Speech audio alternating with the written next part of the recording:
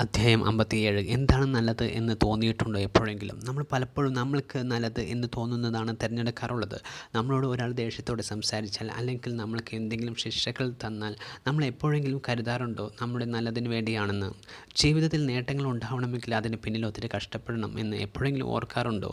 നേട്ടങ്ങൾക്ക് വേണ്ടി തയ്യാറെടുക്കുന്നത് നല്ലതാണെന്ന് പറയാൻ കഴിയാറുണ്ടോ?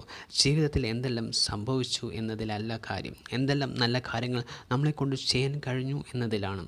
ലോകം നല്ലതായി നമ്മുടെ മനസ്സിലുണ്ടെങ്കിലേ നാളെ നല്ലൊരു ലോകം സാധ്യമാകൂ. ഇതുവരെ നമ്മുടെ ഓരോരുത്തരുടെയും മനസ്സിൽ ലോകത്തിൽ നടക്കുന്ന ഒത്തിരി കാര്യങ്ങൾ നിരാശപ്പെടുത്തിയിട്ടുണ്ടാകും. അതെല്ലാം ഒരു പരിധിവരെയെങ്കിലും മറക്കാൻ നമുക്ക് കുറേ നാളുകൾ കഴിയുമ്പോൾ സാധിക്കും. എത്ര വലിയ നിരാശയും ഒരു നാൾ അവസാനിക്കും.